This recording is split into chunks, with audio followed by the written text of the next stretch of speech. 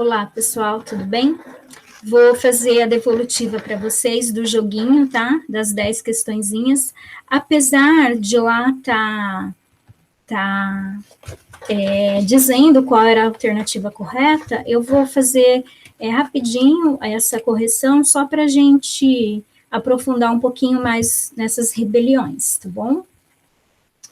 E não vai ter jeito mesmo, eu vou ter que responder questão por questão e comentar, tá bom?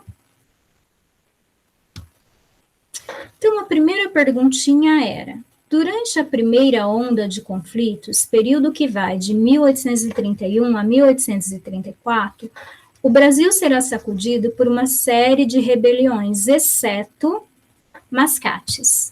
Porque a rebelião dos mascates aconteceu em 1710, e aqui está dizendo do período de 1831 a 1834. Setembrada, novembrada, aconteceram, né, no Pernambuco, cada uma no mês de setembro, no mês de novembro. Carrancas, a gente viu que foi a revolta, né, dos escravos em Minas Gerais, também no período regencial.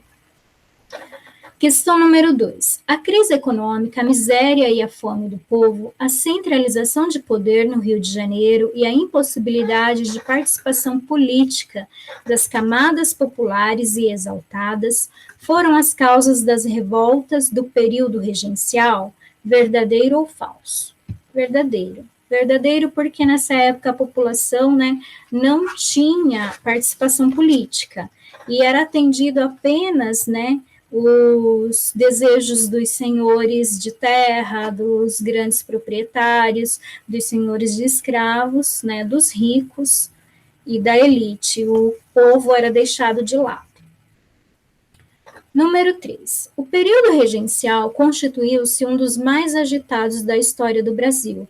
Entre as revoltas ocorridas está a Sabinada, que pretendia estabelecer uma república provisória na Bahia, né, enquanto Dom Pedro II fosse menor de idade, né. Essa Sabinada vai levar o nome, né, do Francisco Sabino Vieira, que era o líder dessa revolução. Ele era médico, jornalista, e eles quiseram aí formar uma república na Bahia, enquanto Dom Pedro II não tivesse a maioridade que pudesse exercer o cargo de rei, né? Quarta, no período regencial, embora tivesse direitos de participação política, negros e índios pegaram em armas e fizeram revoltas? Falso, né? É falso porque eles não tinham direitos políticos, então isso é falso. Eles pegaram em armas, eles fizeram revolta, né? A gente tem o exemplo da cabanagem no Pará, os índios, os negros participaram, mas eles não tinham participação na política. 5. Foram líderes, respectivamente, da balaiada, sabinada e da farroupilha, né? Então, o Manuel Francisco dos Anjos, que foi da balaiada, o Sabino Vieira, né, que foi da sabinada, e na farroupilha, no Rio Grande do Sul, foi o Bento Gonçalves. Tá? Balaiada, né, o Manuel Francisco dos Anjos, ele era artista, né, fazia artesanato, então fazia balaios, e ele ganhou, a Revolução ganhou o nome de balaiada por causa dele, né, que fazia balaio. O Sabino Vieira, ele era médico, ele era jornalista, né, na Bahia, por isso a Revolução ganhou o nome de Sabinada, por causa do nome dele. E Bento Gonçalves, ele foi o líder dos farroupilhas no Rio Grande do Sul, quando quis se separar do restante do Brasil. A sexta. Sobre a rebelião denominada de Manuel Congo, podemos afirmar: foi uma rebelião de escravos fugitivos que ocorreu em 1838 em Pate de Alferes, no Rio de Janeiro. Exatamente, né? 1838, ele era escravo e ele conseguiu libertar mais de 400, quer dizer, ele era africano, né, ex-escravos, ex-escravo, e ele conseguiu libertar mais de 400 escravizados nessa região, né, e escondê-los em outros lugares e formar um quilombo. É bem legal a história dele, né, e da mulher dele. Questão 7. A Guarda Nacional era uma verdadeira milícia, composta de proprietários que buscavam manter a ordem no país, e a mais alta patente dessa constituição era a de coronel, função sempre desempenhada por um rico fazendeiro. Sim, naquela época, né, a Guarda Nacional que protegia, é verdadeiro, que protegia o Brasil era formada por fazendeiros, né? Essa era a Guarda Nacional, que sempre estava ao lado, né, do Império para conter as revoltas. Mas eram fazendeiros, eram os ricos que pegavam em armas e defendia a sua região, né? E a mais alta, o patente, era a de coronel.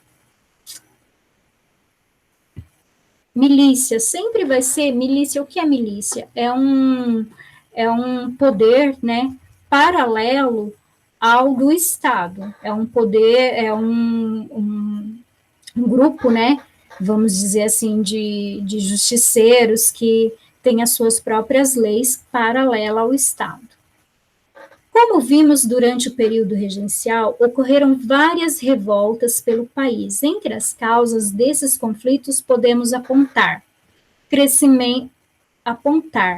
exceto o crescimento econômico, né? As pessoas não estavam brigando por causa do crescimento econômico. Ao contrário, né? O Brasil nessa época teve um atraso aí no seu crescimento econômico. Pela leitura dos versos abaixo, identifique as duas rebeliões e indique seus pontos em comum. O balaio chegou, cadê o branco? Não há mais branco, não há mais sim, senhor. Não há mais senhor. A segunda, viviam em cabanas, nas margens dos rios, miseráveis de campos e de vilas, revoltosos lutaram até o fim. Quais rebeliões foram essas? Já está falando aqui balaio, né?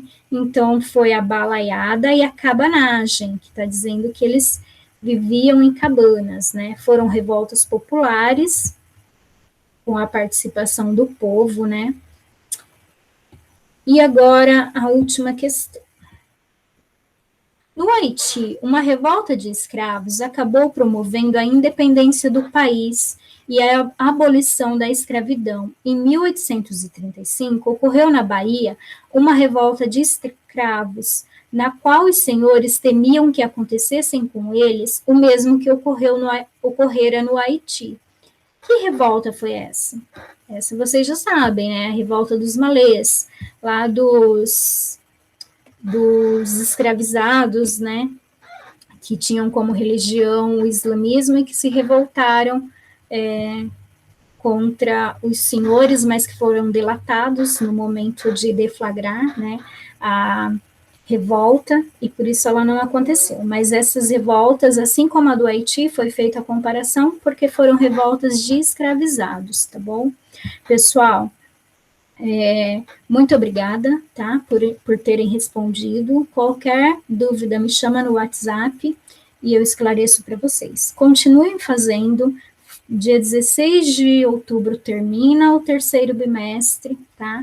Então, para vocês não terem correria, continuem fazendo as lições e colocando em dia, tá bom? Muito obrigada pela participação de vocês. Até mais.